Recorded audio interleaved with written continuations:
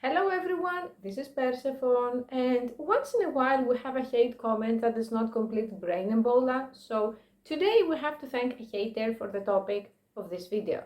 And he wrote that you have been complaining for weeks, if not months, and you have been saying don't do this, don't do that, don't pay femdom goddesses and then try to make them date you, don't infiltrate OnlyFans and then try to make the models date you. So you have been telling us what not to do, and you haven't given a single useful piece of advice on what to actually do. Like for men who have these fetishes and they want to find a goddess to date or to marry, how do they go about that? And he's actually right. I have been completely unproductive. So today we're going to talk about how you can find your own real female-led relationship or marriage, that you can be in a relationship with a dominant woman who is actually okay or enjoys your fetishes. And I have some good news and some bad news. I'm going to start with the good news. It's totally possible for that to happen. I know that for many of you who watch me and you're very disappointed, you think, yeah, right. But over the years, I've helped many subs find actual relationships with goddesses, and most of them stopped being my subs and moved on, but I don't care because I live in an abundant universe. When one person leaves, another person comes, and also because I want what's best for them, and getting the real thing instead of paying for attention, affection, validation, and so on is better than actually staying and being unhappy. So we're going to go through some stuff that are pretty triggering. My goal is to tell you things that they're going to actually help you get the goal, get the woman you want, and not things that they're going to temporarily make you feel good. So trigger warning, it's going to be tough. If you can't take it, step away from the video. If nowadays that social media have pretty much destroyed dating, finding a vanilla woman to date was difficult, like sailing in the middle of the ocean with no compass and no idea where to go. Finding a woman who is into BDSM and wants to be dominant is you are in the same ship in the middle of the ocean, but you actually are blindfolded, gagged, tied with your hands behind your back, and probably at the basement of the ship. Like, the chances are very, very small, and the task is much harder. Because if there are 10 men who want an average 6 out of 10 girl, there are going to be 100 men who want a woman who is okay with fetishes. So your competition is going to be a lot more fierce. And if you don't have success with 3 out of 10 girls because their ego got inflated from Instagram or from Facebook or from guys begging them for attention, you are not going to have any success with the femdom goddess the way you are right now. This is the key. We have to upgrade you and make you an asset for a woman who wants to be with you, and not a liability, which is 90% of the men who contact me. Total liabilities. They bring nothing to the table except their ego. The good news are that there are 2 ways to be into a female-led relationship. Way number 1 is to find a woman who is already into those kinks and hit it off with her. And way number 2 is to find a woman who has never tried them, but she's open-minded, and for the right person, she's willing to experiment. The second way is a bit more risky, in the sense of you may find a girl and she tries it and then she's not into it, so you break up and you end up having your heart broken, but it's still better than being delusional and contacting me on OnlyFans and saying we have a lot in common and I want to date you, as if OnlyFans is a dating site. Between you and me, these sites don't allow any kind of meetings, escorting, dating, and so on, and I would definitely not lose my money for any delusional guy who contacts me there. And anyone who tells you that I'm going to date you and I met you on OnlyFans is probably scamming you. Now, to the practical part. Where do we start? I would say the first step is making a profile on FetLife. It's a BDSM dating site. It can be very hit or miss. There are tons of trolls and there are tons of crazy people, but there are also some good people. So we are going to spread a net if we want to catch fish. The second thing is that filling up the information in the profile is a very good exercise, because this website, when you make an account, it makes you write down what you offer and what you seek in a very, very detailed way. This may sound redundant to some people, but you have no idea how many people I meet, like they contact me, thousands every month, and they don't know what they want. They have some vague idea of some pretty goddess who is telling them, die small, you know what, cockroach, but that's not good enough. Like, we can't design, your goal has to be specific. You have to be able to break it down into smaller goals, measurable. The more you know of what you offer and the more you know of what you seek, the easier it is to get it. So even if the Fat Life thing will not go as planned long term, I still want you to fill up your profile with all the information. Same time, you can also be in other dating apps as well. And as you know, I always recommend dating apps who have a paid subscription, because that filters out trolls, scammers, mentally ill women, aka Tinder, and other people who waste your time. Now you're going to say, but on paid dating apps, it's going to be vanilla women, right? So why am I going to be there? Because a lot of these women actually want a partner. So when you reach a stage in your life when you're looking for a relationship and you don't believe in delusions or just want hookups, these people are usually more willing to experiment. So this is how we are going to hit both demographics. You're going to be on the Fat Life for the more spicy women, and you're going to be on paid subscription sites like Bumble, eHarmony, for example, for women that they will take you more seriously. So if you recommend something, you have a shot of them at least trying it. I have blocked many people who have said things like, I want to find a woman with this list of characteristics, and they give you a list of like 100 elements, but I want her to be local. I'm going to tell you something. I don't have a shortage of people who want to meet me or want to date me, and I don't say this to brag, but I was never able to find someone local that was the way I wanted them. I don't say this to tell you that you necessarily have to go sex patting because this is what it is in Asia or some other creepy idea. I'm just saying that sometimes the right person is not nearby. And when you're coming and you're telling me that I want a person, someone told me I don't want a person who is more than 1 hour driving distance. Are we going to open Google Maps? How am I supposed to find that? A person who is no further away than 1 hour. This is crazy. If you're serious about this, if you mean business, maybe the right woman is in a different country. Maybe she's on the next block. You have to be prepared for every scenario. Beggars cannot be choosers. You're already at a very big disadvantage. You are a man with unusual preferences. So if you need to buy a plane ticket, you do it. If you need to get your shit together, you do it. Otherwise, you die alone, and that's it. And I'm not sorry, because I don't believe that everyone is meant to find a relationship. Thing number 3.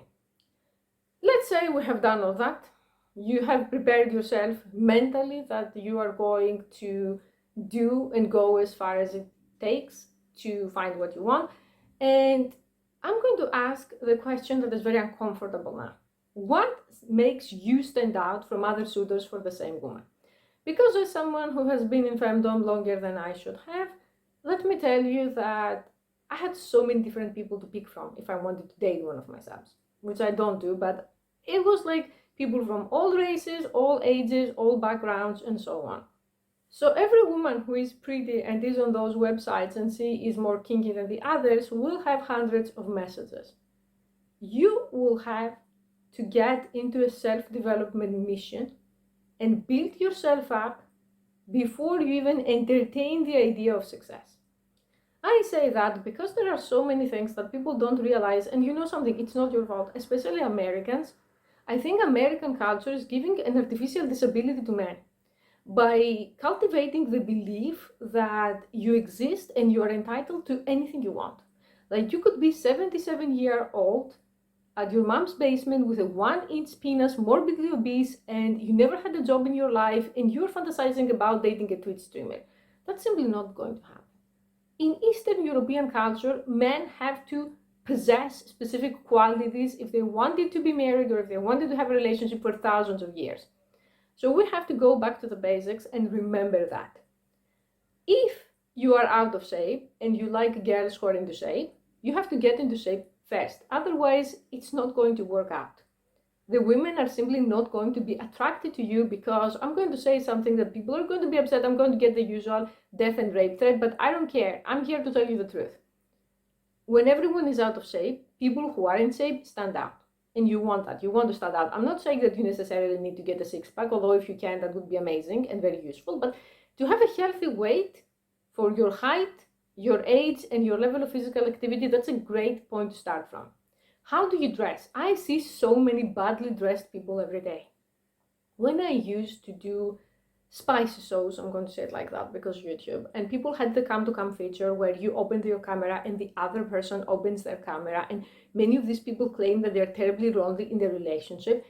If I told you the amount of times I saw some guy disheveled on his pajamas that his mom picked, taking off, you know what, on the couch with empty pizza bottles around him, you can't be like that anymore. This is like the average person in today's dystopia. Your dressing style has to improve. If you don't know anything about dressing up, for men is so much easier than women. You can just ask on subreddits and forums online. You can shop and ask for help. You can ask your friends who are better dressed than you and so on. These things matter. I don't even need to start when it comes to having a job and having money and having something to do with your life in general. Men don't realize that, but to look good is expensive. To look good and to fandom is even more expensive. It needs so many more like stuff that you need to do, like accessories, makeup, heels, this and that. So this woman will have to spend. No one has time for some broke ass man who doesn't even try to improve their position. I have nothing against a person born in unfortunate circumstances, like a third world country, in a poor family, in a stupid family, and so on. But I cannot respect people who are in their 30s, 40s, and they have no life plan. You have to start developing one of the most important qualities for a man, for a self-respecting human, because I don't care if people obsess that I'm talking about alphas, betas, this and that. If you want to be successful, you have to develop this quality. And I don't care if you want to be a sissy wearing high heels, if you want to be a sub and be insulted, if you want some gentle mother figure goddess. I don't care what you want. This you need to develop. You need to stop being reactive and start being proactive, which is something that is a lost art and it can make you or break you. What do I mean by that? By reactive, I mean that I meet so many people that they just start their day randomly. The first thing that I ask when I meet someone is what's their morning routine, if they have one, because from that you can make so many conclusions. If you compare the morning routine of celebrity or famous people who are honest about it and the morning routine of the average person, it's like they're different species. A successful person will wake up and they will have their clothes ready from the night before. They will know what to eat, what to drink, what to do. If they watch something, it's going to be very controlled and they will probably work out. The people I meet are the type of people that they're just going to get up, open the PC before they even go to use the bathroom to pee. Then they will come back, start eating whatever random junk food, and then watch the news on Twitter and complain and tweet and same time pretend they're better than everyone else to their friends on Discord. If this hits close to home, even worse if you play a game while doing all of that, you will never find anyone.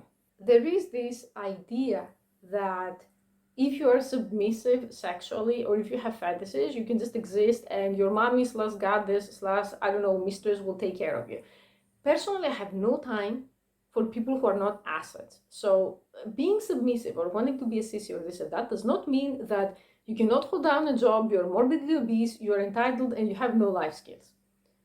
But most people in this scene are going to be like that. So if you work to reverse what we said so far, like fixing your weight, fixing your finances, fixing the way you actually carry yourself, both physically and mentally, you're going to have a great advantage. And last but not least for this video is to not give up. I had people who told me I tried dating online for 2 weeks and no one was interested and I gave up. Really? You really are going to think you're going to find what you search for in 2 weeks and it's going to be local on top of that?